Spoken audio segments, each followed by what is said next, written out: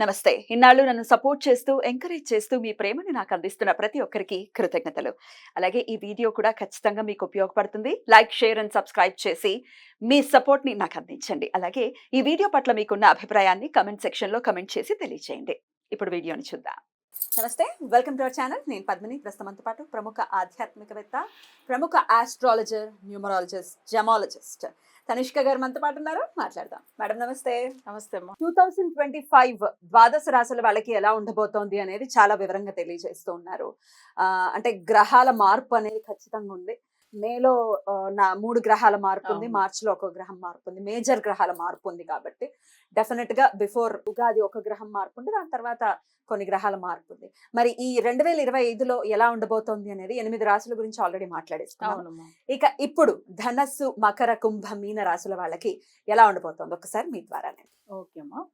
ఇప్పుడు ధనుసు రాశి అనేటప్పుడు వీళ్ళకి వచ్చి ఏంటంటే శని గ్రహం వచ్చి యాక్చువల్గా ఇప్పుడు చేంజ్ అవుతుంది కదా, అది వచ్చి ఏంటంటే అసలు మీన రాశికి వెళ్తున్నాడు. అవునండి. సో అప్పుడు 4కే స్థానం. ఆ. సో ధను రాశి వాళ్ళకి అర్ధ ఆశ్రమ శనిగా ఉంటుంది, అర్ధాష్టమ శని స్టార్ట్ స్టార్ట్ కాబోతోంది. అవుతుంది. అయితే అప్పుడు ఏమైతుందంటే వీళ్ళకి అర్ధ అష్టమ శని అంటే ఏం లేదు, 4కే స్థానంలో శని ఉండడం వల్ల సుఖం ఉండదు, నిద్ర ఉండదు, ప్లస్ చిన్న వర్క్ కూడా అది ఎక్కువ హార్డ్ వర్క్ చేస్తేనే వాళ్ళకి ఫలితం ఉంటుంది. ఒక యాక్చువల్గా ఒక బిజినెస్ ప్లాన్ చేస్తారు. సో వాళ్ళకి ఆ వర్క్ అసలు 1 month లో అయ్యేది ఇంకా ఒక 3 months పడుతుంది అట్లా. అంటే వాళ్ళకి ఏమైతుందంటే Delay ఉంటుంది. డిలే ఉంటుంది. ప్లస్ అవి కాకుండా ఆ వర్క్ అంటే ఒక బిజినెస్ గురించే కానీ లేదు వేరే ఏదైనా కానీ చాలా ఎఫర్ట్ పెట్టినా కూడా ఫలితం తక్కువ ఉంటుంది. అంటే కొంచెం టైం పడుతుంది. అది కాకుండా వాళ్ళకి ఫలితం కూడా తక్కువనే ఉంటుంది. 4th హౌస్‌లో ఉన్న శని వల్ల. అంటే అర్ధాష్టమ శని. ధనుర్ రాశి వాళ్ళకి అంత ఏం మంచి ఫలితం ఇవ్వదు. సరే. అలానే మకర రాశి వాళ్ళకి శని వచ్చి అసలు 2nd హౌస్‌లోంచి వెళ్ళిపోతున్నాడు. ఇంకా అసలు ఏలినాటి శని అయిపోతోంది. అయిపోతుంది. అబ్బా! అట్లని అసలు వాళ్ళొక ఇప్పుడు ఎందుకంటే ఊపిరి పీల్చుకునే టైం అన్నమాట అసలు. అబ్బో! అని ఎన్ని కష్టాలు పడాను నేను. 7.5 ఏళ్ల ఏ నుంచి. అట్లా అని వాళ్ళకేమైతుందంటే మకర రాశి వాళ్ళకి అసలు ఆరోగ్యం బాగాలేకుండా ఉండొచ్చు. ఇంత ముందుగా ఆర్థిక ఇబ్బందులు పడి ఉండొచ్చు. ఫ్యామిలీలో సమస్యలు, గొడవలు అన్నీ వచ్చి ఉంటది. అయితే ఇవన్నీ దాంట్లోంచి వాళ్ళు బయటపడే మార్గం ఇప్పుడు వచ్చిందనమాట. ఈ శని వచ్చి చేంజ్ అవ్వడం కుంభరాశిలోంచి మీనానికి వెళ్తున్నప్పుడు. సో వాళ్ళకి మంచిగానే ఉంటుంది. శని వల్ల పెద్ద సమస్య ఏం లేదు. ఓకే. సరే. అయితే కొన్ని మందిలో అనుకోవచ్చు మకర రాశికి శని ఎందుకు చెడు రాశికి అధిపతియే రాశి కదా అధిపతే కదా అనుకోవచ్చు. కానీ సమస్యలైతే ఇచ్చింది. చాలా మంది క్లయింట్స్ మనతో మాట్లాడుతున్నప్పుడు మకర రాశి వాళ్ళ గురించి చూశాను. సమస్యలు ఎక్కువనే ఫేస్ మీరు చేశారు వాళ్ళు. చెప్తూ ఉంటారుగా వక్ర శని ఒకవేళ ఉంటే చాలా ఇబ్బంది పెడతాడు. చాలా. అట్లాంటి మాందిలో వాళ్ళకి ఇబ్బంది. అట్లా ఉండొచ్చు. ఇంకొకటి ఏంటంటే మకర రాశికి వాళ్ళకి రాశి అధిపతి అయినా కానీ శనియే కదండి. శని, శని. ఎప్పుడు వాళ్ళకి ఉన్న సమస్యలైతే వాళ్ళకు ఏలనా శనిలో కష్టాలు ఇస్తాడు, అది తప్పదు. సో ఇప్పుడు తొలగిపోతుంది. Right. సో మకర రాశికి పర్వాలేదు, మంచిగానే ఉంటుంది. Right. కుంభరాశి వాళ్ళకి కుటుంబ స్థానము, ధనస్థానం. సో ఇంకా ఏంది ఆర్థికంగాని బాగుండదు. వాళ్ళ కుటుంబం అనేటప్పుడు ఇప్పుడు జనరల్‌గా భర్త జాతకం కుంభరాశి అయితే భార్యకు మంచిది కాదు. ఒకవేళ భార్య జాతకం కుంభరాశి అయితే వాళ్ళ భర్తకు మంచిది జరగదు. అంటే అక్కడ ఏమైతుందంటే కుటుంబం అంటే ఒకటి వాళ్ళ భార్య గురించనో ఉంటుంది, లేదు భర్త గురించనో ఉంటుంది. సో వాళ్ళ రాశిని పెట్టి అక్కడ ఫలితం అనేది ఉంటుంది. ఇప్పుడు ఒకరు కుంభరాశిలో పుట్టారంటే వాళ్ళకి 2nd హౌస్‌కి వెళ్తున్నప్పుడు శని ఆర్థికంగాని చాలా ఇబ్బంది పెడతాడు. ఇంట్లో గొడవలు ఎక్కువ ఉంటుంది. ప్లస్ వాళ్ళకి ఏందంటే ఆరోగ్య సమస్యలు ఫ్యామిలీలో ఉండే వాళ్ళకి వస్తది. అట్లానే వాళ్ళ ఫ్యామిలీ గురించి ఎక్కువ ఖర్చు పెడుతూ ఉంటారు. బట్ అది ఎంత డబ్బులు వచ్చినా సరిపోదు. సో ఇది వచ్చి కుంభరాశి వాళ్ళకి ఉన్న ఈ ఏళ్ల శని గురించి ఇప్పుడు అంటే శని చేంజ్ అవ్వడం వల్ల వచ్చే సమస్యలు. రైట్. సరే. ఇప్పుడు మీన రాశి వాళ్ళకి ఏమైతుందంటే ఇక్కడ జన్మ శనిగా వచ్చేసాడు. జన్మ శని అనేటప్పుడు మేజర్ ఆరోగ్య సమస్యలు. తర్వాత వాళ్ళకి కూడా లాభం అంతగా ఉండదు. ఏ పనులు చేసినా వాళ్ళకి పెద్దగా కలిసి రావు. ప్లస్ ఇక్కడ ఏమైతుందంటే ఇక్కడ 11th 12th లాడుతా శని అవుతాడు. 11th అంటే లాభస్థానం. తర్వాత 11th అంటే వాళ్ళు ఫ్రెండ్లీగా ఉండాలి. అది కూడా గొడవలు కూడా ఉంటుంది. 12th హౌస్ వ్యయస్థానం కదా, కొన్ని మందులతో గొడవలు ఎక్కువైతూ ఉంటుంది. 12th హౌస్ కూడా శని అవుతాడు కాబట్టి ఆయన జన్మ రాశికి వచ్చిన దానివల్ల. సో అప్పుడు వాళ్ళకి ఆరోగ్యం గురించి చూసుకోవాలి. సో ఇక్కడ జాతక పరంగా వాళ్ళకి ఇన్కమ్ విషయంలో వాళ్ళకి మంచిగా అంటే ప్రాఫిట్ ఉండదు. వాళ్ళు చేసే బిజినెస్ కానీ వేరే ఏ వర్క్ చేసినా కానీ. సో ఆ ఒక విషయం చూసుకోవాలి. తర్వాత వేరే వాళ్ళతో గొడవలు కొంచెం తక్కువ చేసుకోవాలి. ఓకే. అది గొడవలు కొంచెం ఎక్కువైతే అది వేరే రకంగా కూడా వెళ్ళిపోతుంది వాళ్ళకి. సో జన్మ శని వచ్చినప్పుడు కొంతమందికి అసలు ఉండడానికి ఇష్టపడరు. ఎందుకు ఉన్నాము, మనం ఎందుకు ఇవన్నీ, మనకు నేమ్ అండ్ ఫేమ్ మంచి పేరు లేకుండా వాల్యూ లేకుండా సఫర్ అవుతూ ఉంటారు. సో అక్కడ ఏమైతుందంటే అనుకోకుండా వాళ్ళు చేయన తప్పు కూడా కొన్ని సమస్యల్లో వెళ్ళి ఇరుక్కుంటారు.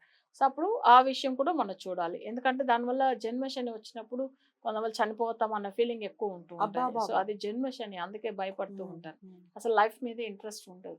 సో అది వచ్చి జన్మ శని ఉన్న వాళ్ళు తప్పకుండా ఇక్కడ మీన రాశి వాళ్ళు కొన్ని పూజలు ఫాలో అవుతేనే మంచిది. ఇక గురువు యొక్క మార్పు రీత్యా ఈ ధనస్సు, మకర, కుంభ, మీన రాశుల వాళ్ళకి ఎట్లాంటి రిజల్ట్స్ ఉండబోతుంది? ఓకే.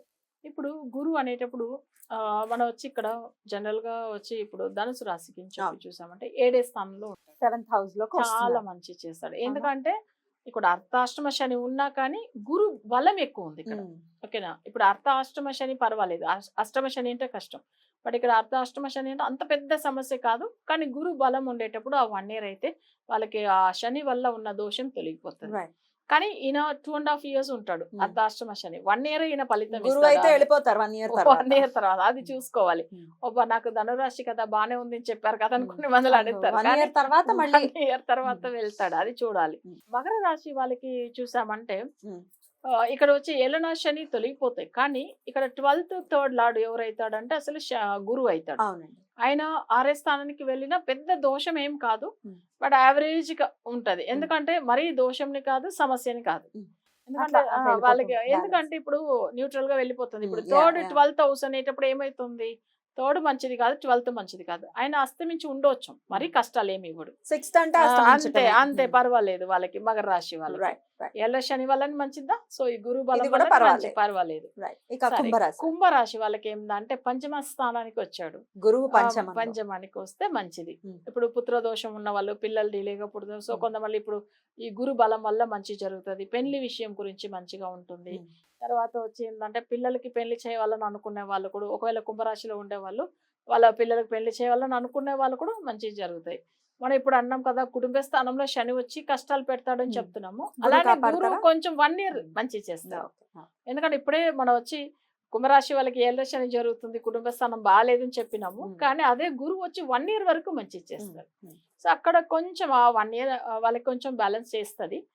బట్ అయితే ఓకే, ఎటు ఉన్నా కానీ ఏళ్ళనా అంటే ఇప్పుడు ఉమ్. కుటుంబ శని వచ్చి తప్పకుండా రెమెడీ ఫాలో అయ్యే కావాలి. ఓకే. ఓకేనా? ఓకే. సో అది వచ్చి కుంభరాశి వాళ్ళకి. రైట్. ఇక మీనం. మీన రాశి వాళ్ళకి గురువు 4వ స్థానానికి వెళ్తాడు. ఉమ్. అంత మంచి ఫలితం ఇవ్వడు. అరే. రాశి కారకుడు అయినా కానీ అది కూడా 4లో ఉన్న గురువు అంత ఏమి అంటే వాళ్ళకి మంచి చేయదు. వాళ్ళు కూడా తప్పకుండా గురువు గురించి పూజలు ఫాలో అయితేనే మంచిది. ఖచ్చితంగా సో చేయించుకోవాలి. మీన రాశి వాళ్ళకి, ఎందుకంటే రాశి అధిపతి అయినా కానీ 4లో వెళ్తే మంచిది కాదు. ఇక రాహుకేతువులు ఈ 4 రాశుల వాళ్ళకి ఎట్లాంటి రిజల్ట్స్? ఓకే. ఇప్పుడు ధను రాశి వాళ్ళకి చూసామంటే 9వ స్థానంలో ఉంటాడు కేతు, ఉమ్. 3వ స్థానంలో ఇక్కడ రాహు. బట్ ఇది వచ్చి వాళ్ళకి మంచిదా చేస్తుంది ఉమ్. ధను రాశి వాళ్ళకి. సో అక్కడ ఏం పెద్ద సమస్య అయితే కాదు.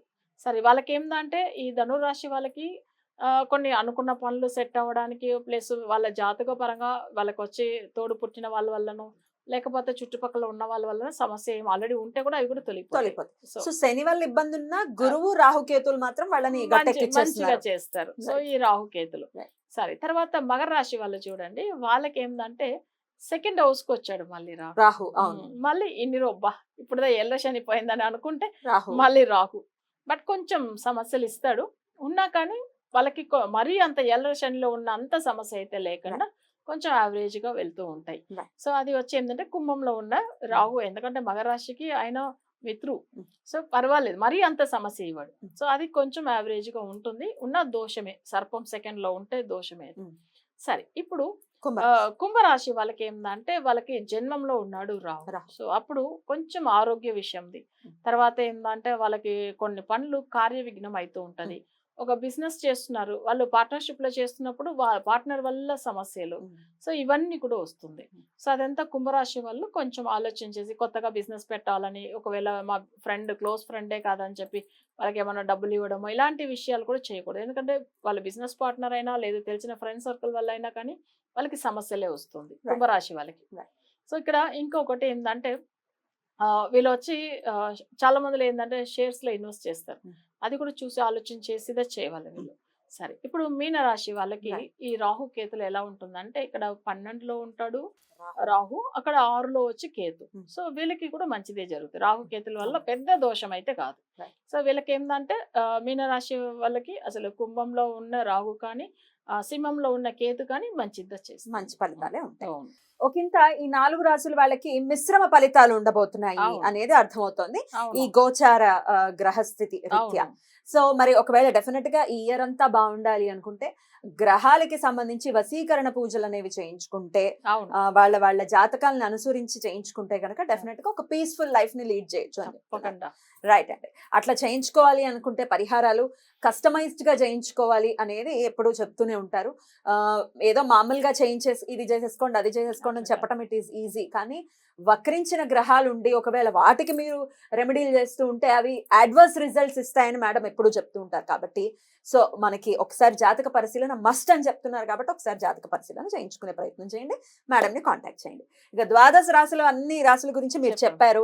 వృషభ తులా రాశిని మినహాయిస్తే మిగతా రాశులు అన్నిటికీ కూడా ఒకంత ఇబ్బందికరమైనటువంటి మిశ్రమ ఫలితాలు ఇస్తున్నాయి ఈ గోచార ఫలితాలు అనేది అర్థమవుతుంది. అవును రైట్ మేడం. తగిన పరిహారాలు చేసుకుంటూ భగవంతుణ్ణి ఆశ్రయించి 2025వ సంవత్సరం చాలా పీస్ఫుల్ గా ప్రతి ఒక్కరికి వెళ్ళాలని మనస్ఫూర్తిగా కోరుకుంటూ చాలా చక్కగా వివరించారండి. కృతజ్ఞతలు. నమస్కారం. నమస్కారం